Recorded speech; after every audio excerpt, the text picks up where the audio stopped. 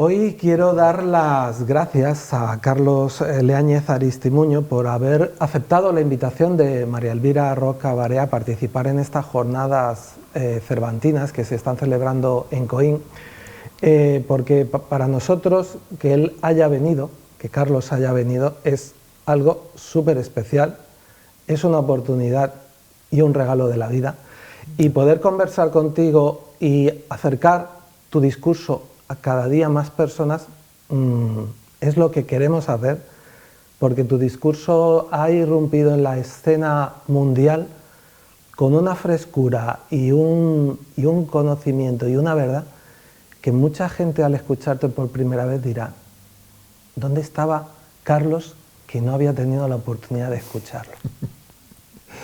Bueno, estaba en Venezuela hasta el 2016 y afortunadamente, afortunadamente porque entraba en una etapa distinta de mi vida muy feliz y muy productiva, en el 2017 llegué a Tenerife y a raíz de mi llegada a Tenerife comencé a tejer una serie de vínculos, entre otros con María Elvira Roca Barea, ¿no?, que fue muy generosa desde un principio. Para mí fue como entrar en contacto pues, con un monumento, ya que considero que María Elvira es la iniciadora de la rebelión hispanista.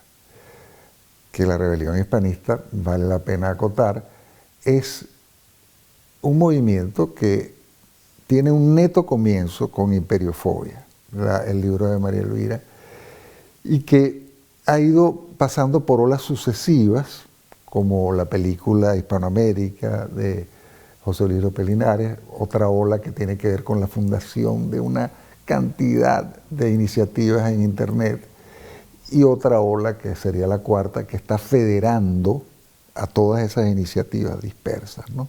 En el ciberespacio está ocurriendo algo asombroso en relación a la hispanidad.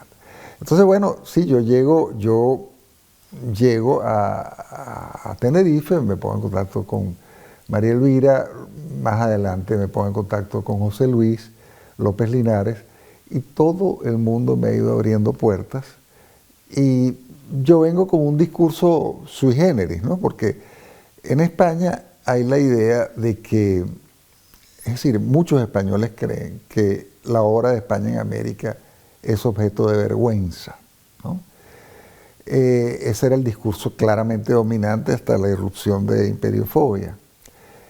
Y yo llego y soy hispanoamericano, soy venezolano, tengo mi acento que claramente no es peninsular, y digo, no, eso no es así, esos son unos cuentos que ustedes les han echado, ¿no? La herencia del legado español en América es extraordinario y nosotros somos los orgullosos legatarios de ese maravilloso patrimonio, y todo el mundo se queda.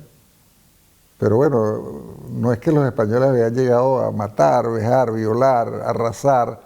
No. Los españoles llegaron a fundar un nuevo pueblo, contrariamente a lo que hacían los otros imperios. Porque los españoles fundaron en América un imperio generador. Es decir, vamos a ver, España, cuando llega a América, lo primero que hace es entregar lo más alto y lo más excelso que tiene, que es Dios, y todo lo que gira en torno a Dios. Y todo lo que gira en torno a Dios enaltece y embrida. Y esto es algo que marca mucho el Imperio Español, en donde hay unos nobles ideales y hay un embridamiento de pasiones, no siempre exitoso, obviamente. Por un lado, España entrega su Dios. Por otro lado, España entrega su sangre en el mestizaje.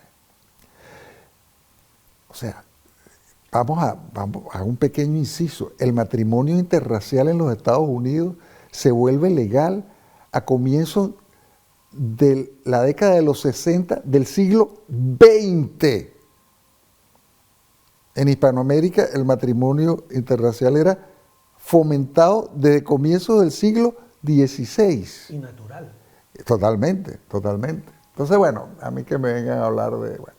Entonces tenemos la entrega de Dios, la entrega de la sangre, y a través de la fundación de una red de ciudades increíble en América, una actividad frenética de fundación de ciudades durante 50, 60 años, los primeros 50, 60 años del imperio. ¿Qué ocurre? Bueno, ocurre el trasvasamiento de cultura y tecnología más masivo que se haya hecho en tan poco tiempo y con los medios de la época.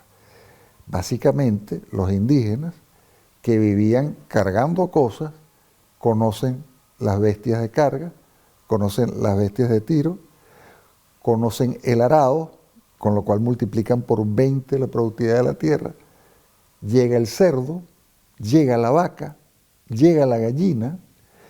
Es decir, cambia la vida, cambia la alimentación y todo esto llega la rueda, que los indígenas, algunos la conocían pero no la usaban. Llegan los caminos, llegan las mulas y toda la carga sobre los lomos de las mulas. Y todo esto revoluciona. Llega el caballo. Es decir, los indígenas se conocían muy poco entre ellos porque tenían unos medios de navegación muy rudimentarios y no había caballo. Entonces, cuando España llega, es como si llegaran unos extraterrestres actualmente aquí y que fueran muchísimo más evolucionados que nosotros, que tuvieran una tecnología muchísimo más avanzada y que obviamente cambiaría nuestra vida. Bueno, eso fue lo que ocurrió. Entonces, y tú me dirás, bueno, ¿y qué pasaba con los otros imperios? Bueno, un imperio como el Imperio Británico, ¿qué es lo que hacía? Lo que hacía era relegar a las poblaciones indígenas, no evangelizarlas, y además, cuando no los relegaban, los mataban. Instancias gubernamentales oficiales ponían precio y pagaban recompensa por cuero cabelludo indígena hasta el siglo XIX. Y desde el testamento de Isabel la Católica, estoy hablando de finales del XV, comienzos del XVI, la reina establece que los indígenas son sus vasallos, como cualquier vasallo aquí en la península. Qué extraordinario poder de modernidad el de Isabel la Católica para vislumbrar o anticipar lo que sería necesario siglos más tarde. Por supuesto, no, es que lo que pasa con Isabel es que era una verdadera cristiana, verdadera católica, y estaba imbuida de lo específico del cristianismo, que es el Nuevo Testamento. Y en el Nuevo Testamento todos somos hijos de Dios. Es decir, hay que entender que esa es la gran revolución, ¿no?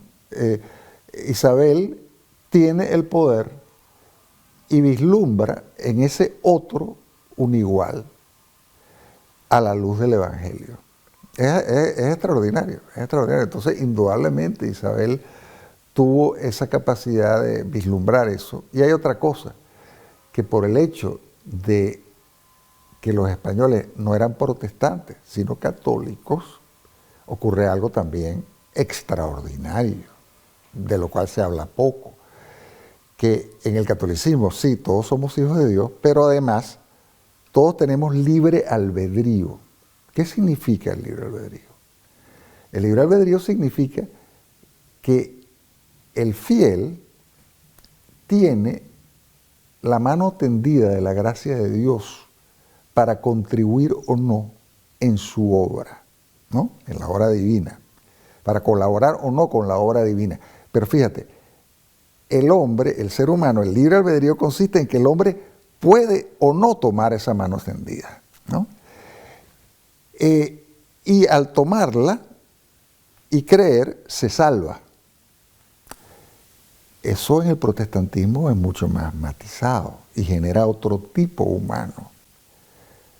En el protestantismo, básicamente, en lo atinente a la salvación del alma, el hombre tiene muy poco que decir. Eso ya está determinado. Y en el calvinismo es absolutamente palmario esto, ¿no? Entonces, eso genera otro tipo de hombre. Bueno, sería muy largo meternos en las implicaciones de esto, pero lo que te quiero decir es que al ser los españoles del siglo XVI fervientes católicos que vienen de la Reconquista, están viviendo a plenitud este hecho de la igualdad, de ser todos hijos de Dios, y viviendo a plenitud la conciencia de que se van a salvar no solo por la fe, como en el protestantismo, sino también por sus obras. Y eso genera una cantidad de obras buenas. Y es por eso que en el siglo XVI, en España, bueno, en el siglo XVI, XVII, pero básicamente XVI y XVII, hay esa playa de héroes y de santos y de gente de una talla espiritual absolutamente desmesurada. Porque, es decir, uno ve una persona como Hernán Cortés y dice, pero, o sea, ese hombre no es de este mundo, sus ejecutorias sobrepasan las capacidades de un ser humano normal. Pero es que hay muchos Hernán Cortés, lo que pasa es que no son muy conocidos. Ni el propio Hernán Cortés tiene una opinión, digo, el público general tiene una opinión favorable como un personaje. Por supuesto, claro. Hernán Cortés, que fue un civilizador, Hernán Cortés, que fue un libertador, Hernán Cortés, que fue el primer mexicano y el fundador de México, es denostado en función de la leyenda negra. Es el mundo al revés. Se lo ve como un invasor de algo que todavía no existía. Sanguinario. Exacto, de algo que no existía. Porque básicamente las armas de Cortés, que sí las tuvo que usar en el sentido físico y violento, pero las armas esenciales de Cortés fueron las obras civilizatorias e institucionales y las alianzas y la diplomacia, gracias a Marina, ¿no? Entonces, bueno, mira, yo cada día que me levanto, yo digo, pero ¿cómo es posible que España, que inventó el mundo moderno, con todas las rutas marítimas que abrió, España, que fue el primer país que tuvo en los despachos del rey el primer mapa cabal del mundo, no se aprecia a sí misma? A mí me desola eso.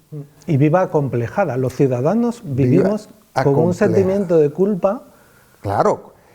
Y fíjate, quien vive con la culpa vive disminuido. Y el vivir disminuido es algo maravilloso para nuestros enemigos. Es decir, nosotros que en realidad somos leones, nos consideramos ovejas. Nosotros que somos reyes, nos consideramos mendigos. Nosotros que somos cisnes, nos consideramos patitos feos. Y vivimos como tales, y somos todos, desde España hasta Argentina y Chile, y todo lo que hay en el intermedio, vivimos como segundones, tercerones o cuarterones del mundo, y no estamos incidiendo en el curso de las cosas del mundo, y no tenemos soberanía real. Nosotros tenemos una soberanía hipotética.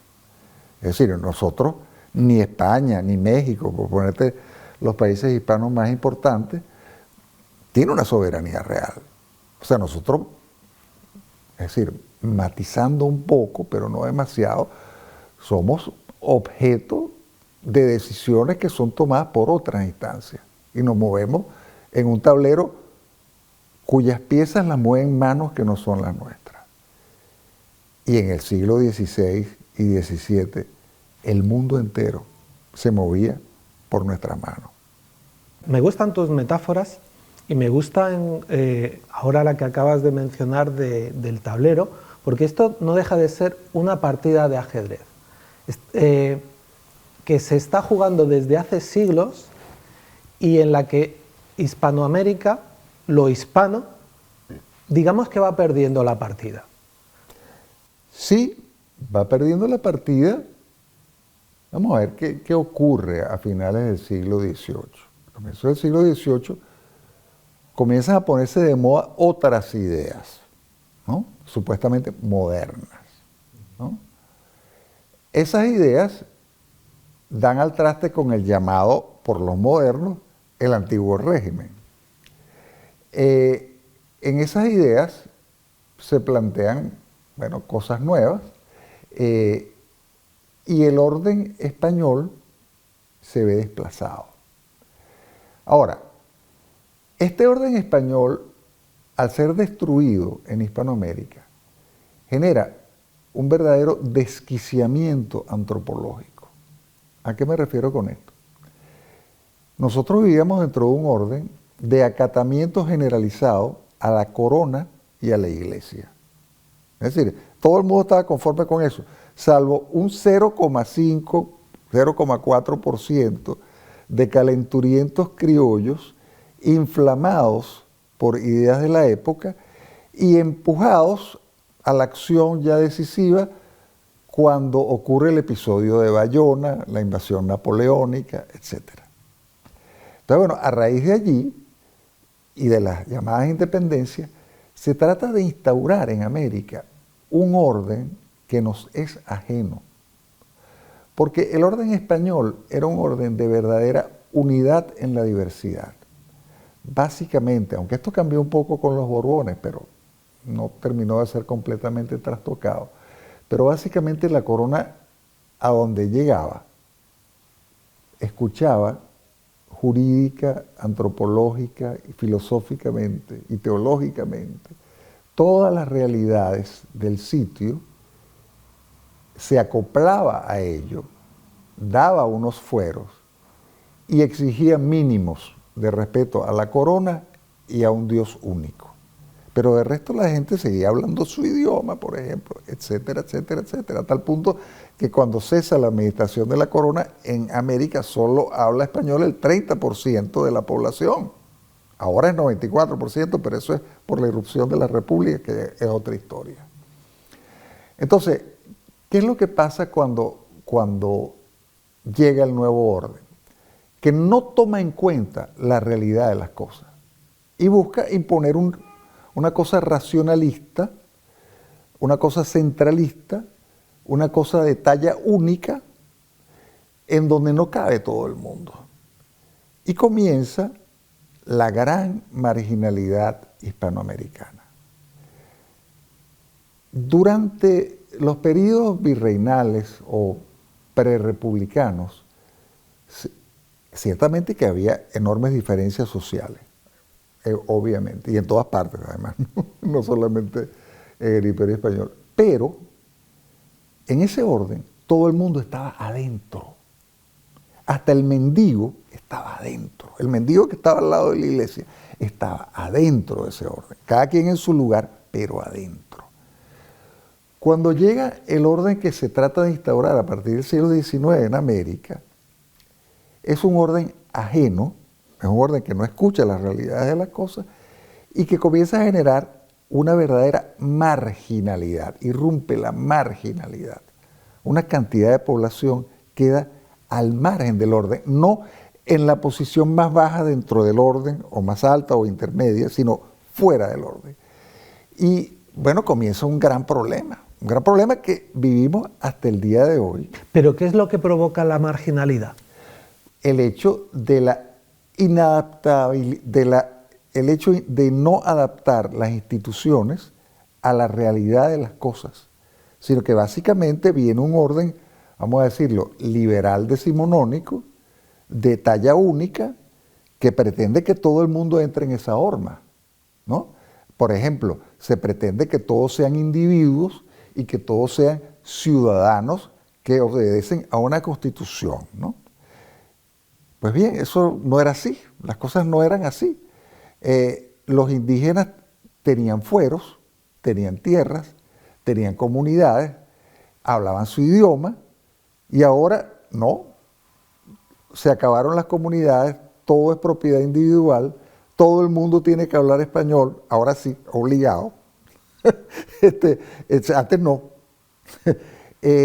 Y bueno, todo cambia a tal punto que no hay capacidad de adaptación de grandes porciones de la población a un orden esencialmente ajeno. Es decir, hay una suerte de alienación masiva ¿Qué es lo que explica el problema de que nosotros, los hispanoamericanos, ahora somos países atrasados? ¿Por qué somos países atrasados cuando antes no éramos países atrasados? Bueno, pues es que antes había una institucionalidad adaptada. Es como si yo te pongo a ti a caminar, no sé qué, yo soy talla 44 y tú me pones a caminar a mí con zapatos talla 35, pues mira, voy a estar tropezándome, voy a estar cayéndome, por más que tenga un pie maravilloso. Entonces, en América, cuando cesa la meditación española, cesa la consideración jurídica y antropológica que llevaba a unidad en la diversidad y que aseguró la estabilidad del imperio. Porque no tiene que preguntarse, ¿cómo es posible que el imperio español ha durado 300 años? O sea, esa es la primera pregunta que uno tiene que hacerse. No, oye, se disolvió al cabo de 200 años. No. La pregunta es, ¿cómo es posible que haya durado 300 años? Sin que haya habido un ejército, porque el imperio español no se sentaba sobre bayonetas, se sentaba sobre el acatamiento. ¿Pero por qué había acatamiento? Porque a ti básicamente, con que fueses católico y jurases lealtad al rey, el resto te lo administrabas tú. Y era muchísimo el margen que había. Y además había esta transferencia de tecnologías que comentábamos anteriormente. Entonces, mira, hay que entender, porque la gente dice, a veces me dice, bueno, pero ¿cómo es posible que tú defiendas algo si todos los países hispanos hoy son más o menos atrasados, ¿no? Bueno, en primer lugar eso habría que matizarlo, pero en segundo lugar lo que ocurre es que nosotros vivimos un borrado de origen. Es decir, a nosotros en Hispanoamérica, con las repúblicas, nos borraron el origen, nos dijeron, no, nosotros no somos hispanos, nosotros somos indígenas. Bueno, nosotros tenemos raíces indígenas locales, pero la raíz única común es la hispánica. Y es la principal por dos razones esenciales. Lo fundamental de una cultura es su religión y su lengua. Lo que más impregna una cultura es su religión y su lengua. Y en Hispanoamérica nosotros tenemos el catolicismo y tenemos la lengua española. Nosotros lo que tenemos que volver es a darnos instituciones adaptadas y volver a tener una talla apropiada. Porque como decimos en Venezuela, con estos pequeños países que tenemos, no vamos para el baile. No te vas a quedar con los crepos hechos, no vas a ir al baile. No vas a ser invitado al baile donde hay que estar. No vas a estar invitado al baile donde se decide qué música se baila. Entonces nosotros tenemos ya desde el comienzo del siglo XIX, todos los hispanos, incluido España, bueno, estamos fuera del baile que se baila. O sea, no somos los que ponemos la partitura que se toca en el piano. Que por derecho nos correspondía ese baile, pero alguien nos expulsó del baile. Bueno, no por derecho, porque, digamos, esas cosas no son derechos, sino son poder ejercido, ¿no? España, bueno, en cierta forma, España comenzó a creerse el cuento de la modernidad y de la ilustración a plenitud, en vez de buscar adaptación y continuidad. Te pongo un ejemplo. Los estadounidenses, cuando se separan de la Gran Bretaña, ellos no rompen con la institucionalidad británica, la mejoran.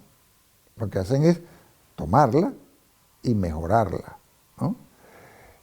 Siguen en un etos de imperio depredador, pero digamos en lo que es entre anglos la cosa funciona bien. Y ellos no abominan de la institucionalidad británica, sino que la adoptan y mejoran y adaptan. En cambio en Hispanoamérica, no. En Hispanoamérica hubo una ruptura política que desechó la institucionalidad hispánica y entonces generó una alienación que hace que nosotros todavía no caminamos de manera equilibrada. porque somos alienados y además somos huérfanos, porque negamos nuestra raíz principal. Entonces, tú no puedes andar por el mundo siendo que eres ante todo un hispano, creyendo que eres un indígena y pensando que te va a ir bien, ¿no? Porque tú estás negando algo que está en ti, que es lo hispano. Lo hispano, es decir, cuando lo principal en ti es lo hispano y tú buscas reprimirlo y suprimirlo simbólicamente, tú estás en una neurosis colectiva absoluta. O sea, nosotros tenemos un problema grave en Hispanoamérica porque no logramos pasar del resentimiento hacia una supuesta obra depredadora de España al agradecimiento por la verdadera generación de una civilización hispánica, que fue lo que ocurrió. Cuando nosotros hagamos el tránsito hacia el agradecimiento, que es una emoción constructiva, no vengativa, no solamente vamos a caminar con mucha más holgura, sino con mucha más fuerza, mucho más orgullo.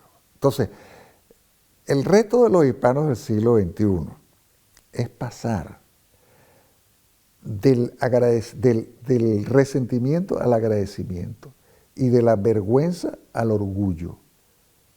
Todos nosotros los hispanos, todos nosotros los hispanos.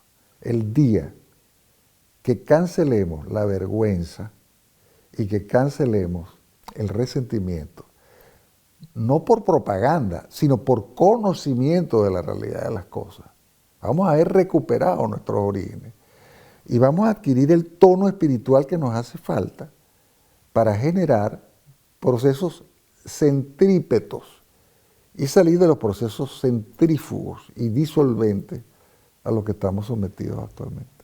Para saber dónde estamos, hay que echar la mirada al pasado y entender cómo hemos llegado hasta aquí.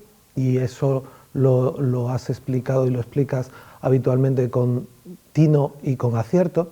Pero tú también tienes una propuesta y una mirada única o auténtica en ti hacia el futuro, observando mucho cómo se mueve esta irrupción que es Internet y cómo el ser humano se está moviendo en ese ámbito de Internet, también relacionado con la perspectiva del idioma y de qué posicionamiento tiene el español en Internet. Bueno, fundamental, fundamental. Vamos a ver. Yo en el 2016 estaba dando una clase y yo solía calentar motores haciendo preguntas a los alumnos. Esto es en Venezuela, ¿no? En el 2016, para contextualizar, es un año de gran represión política, de escasez absoluta de todo tipo de productos, de hiperinflación, el infierno, ¿no?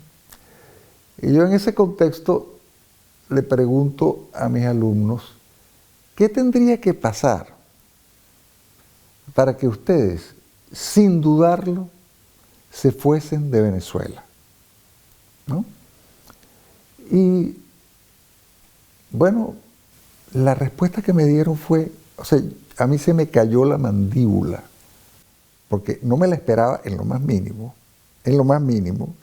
Y además, no de un alumno, sino de varios. No de varios, de todos. De todos. La respuesta fue unánime. ¿Qué tendría que pasar? ¿No? Y yo pensaba, bueno, que me metan preso un hermano, que comiencen a perseguirme políticamente, que ya yo no tenga que comer, que sienta que todas mis oportunidades están cerradas. Ese tipo de cosas me esperaba yo, ¿no? Y la respuesta fue, profesor, si cortaran Internet, yo me iría de Venezuela inmediatamente. ¿A qué viene esto a cuento? ¿Qué quiero yo ilustrar con esto? El ciberespacio es una parte esencial de la vida de los seres humanos actualmente. Y mucho más de los nativos digitales, los llamados nativos digitales, entre los cuales no me cuento. Yo nací en un mundo analógico. Ahora, mis alumnos, que en aquel entonces tenían entre 18 y 22 años, eran todos nativos digitales. Y el territorio de ellos, en realidad, era el ciberespacio, ¿no? Tan es así que si se lo quitaban, se quedaban en el aire, según ellos mismos.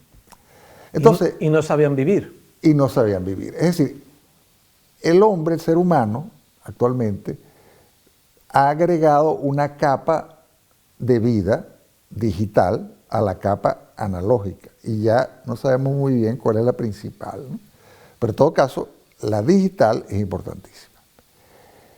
El hispano pasa en Internet, el 70% de los hispanos tienen acceso a Internet, el 50% de los hispanos pasa por lo menos de 7 a 8 horas en Internet. Es decir, el ciberespacio es una realidad. Y otra cosa muy importante, el hispano navega en Internet 99% del tiempo en español.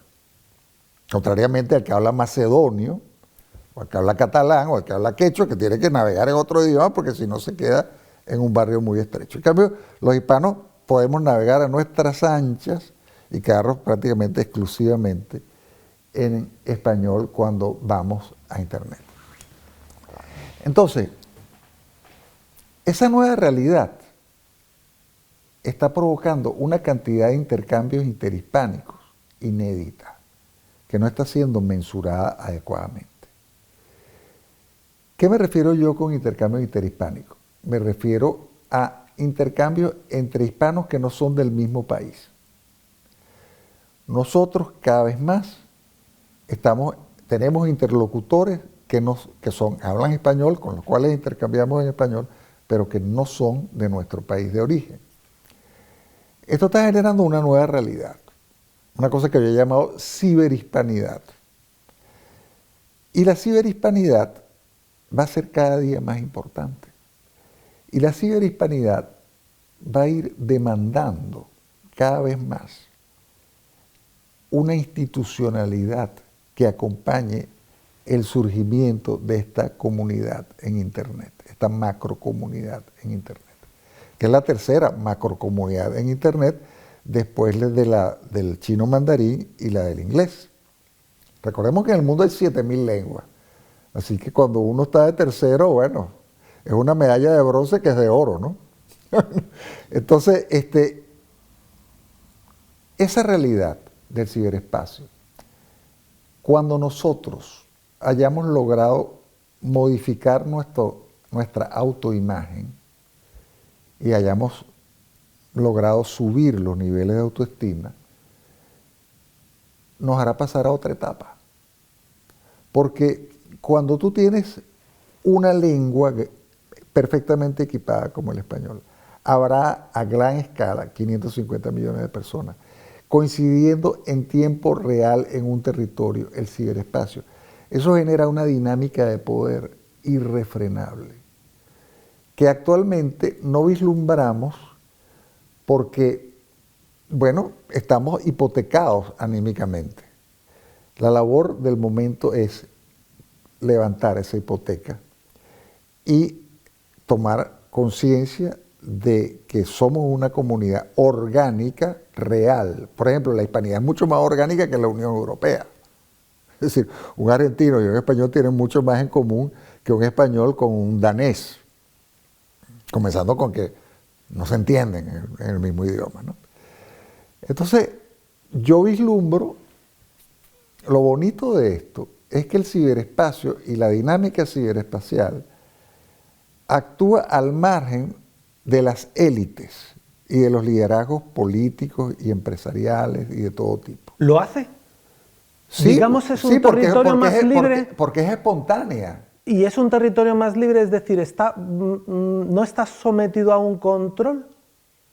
Ha habido muchos intentos de que, no sé si Mercosur fue uno de ellos, o sea, de que la comunidad hispana genere una comunidad europea en lo económico también, en donde el intercambio económico se dé de una forma más fácil, y seamos un poder económico también. ¿Tú crees que eso que no lo hemos conseguido a lo mejor en lo físico se puede conseguir a través de ese territorio de Internet? Mi tesis es que la organicidad de la cultura hispana va a quedar completamente de manifiesto gracias al ciberespacio, allí se va a palpar y eso va a generar una serie de iniciativas políticas de las cuales la clase política actual y la clase empresarial, las dirigencias en general, que solo buscan adaptarse a un mundo en donde nosotros somos segundones, comiencen a pensar si no deberíamos más bien tratar de no ser segundones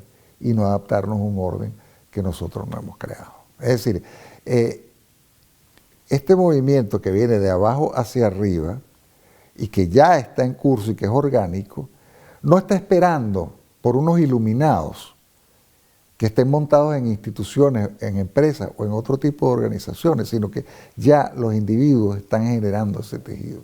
Y ese tejido va a demandar institucionalidad. Cuando esa demanda de institucionalidad comience a crecer, nuestras élites o cambian o serán desplazadas. Entonces, como a las élites no les gusta ser desplazadas, probablemente cambiarán. Y si no cambian, pues, bueno, habrá cierta tensión. Pero lo que pasa es que esto la gente no lo ve, pero esto está en pleno desarrollo. Es decir, yo retaría a cualquiera de las personas que está escuchando esta entrevista que me diga si todos sus interlocutores, todos los sitios web que visita, etcétera, etcétera, son españoles de España. O si no tiene algún amigo que le apareció por Argentina, por México, si no le interesa un sitio web chileno, si no ha visto o oído en Spotify una música X o Y, ¿no? Para decirte algo muy importante ahora que hablo de Spotify, el año pasado los 10 títulos más escuchados en el mundo, en Spotify al menos, de los 10 títulos, 6 estaban en inglés y 4 en español. Y no había ningún otro idioma entre los otros 10 primeros títulos.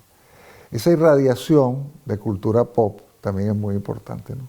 Pero básicamente mi tesis es para ir al tema de la ciberhispanidad, que la suma, para sintetizar, la suma de una gran lengua ahora a gran escala con un territorio en común genera una potencia impresionante. Y esa potencia todavía no se ve porque hay interés en que no se vea lo que está en curso y porque nos mantenemos pensando que nuestra realidad política son nuestros pequeños países. No.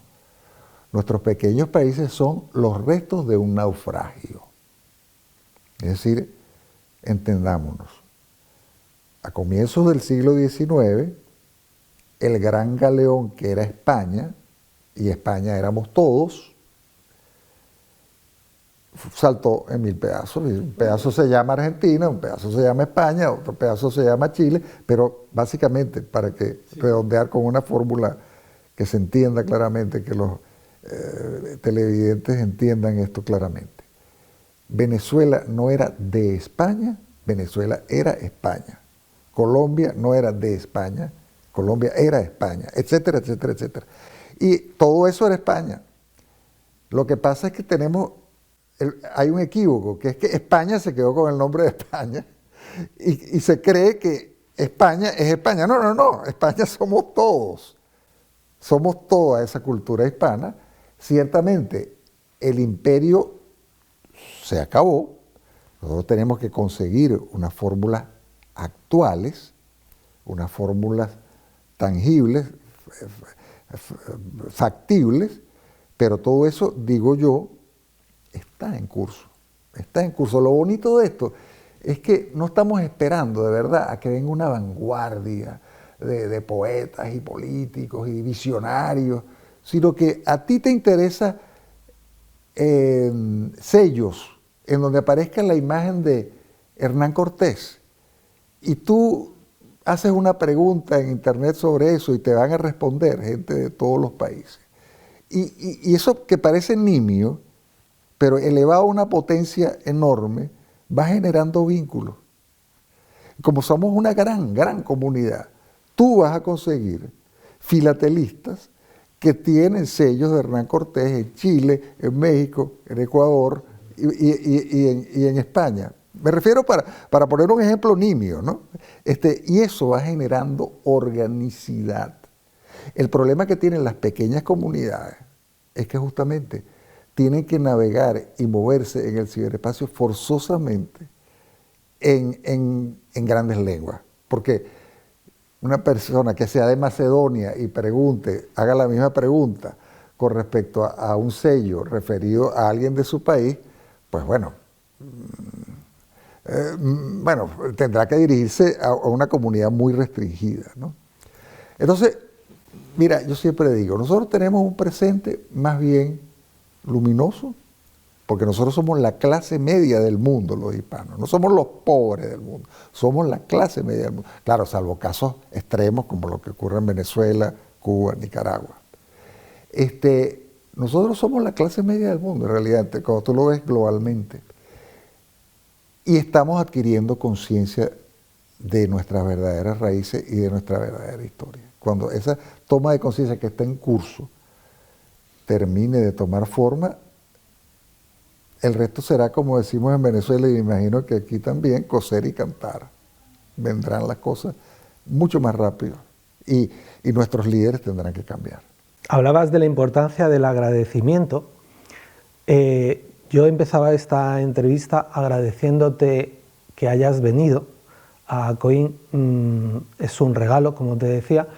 Te voy a seguir agradeciendo durante mucho tiempo la lucidez de tu discurso y ese salvavidas que supone para esos náufragos el hecho de que tú estés repartiendo salvavidas a los que nos podamos agarrar. Te lo agradezco infinitamente y sigue, por favor, sembrando tu magisterio. Muchas gracias, Rafael. Bueno, la verdad estoy encantado de estar aquí en COIN, contigo, con tu equipo.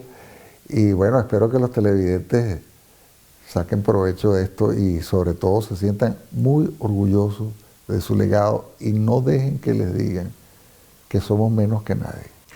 Tus palabras son oro puro, que sepamos aprovechar ese oro. Muchas gracias.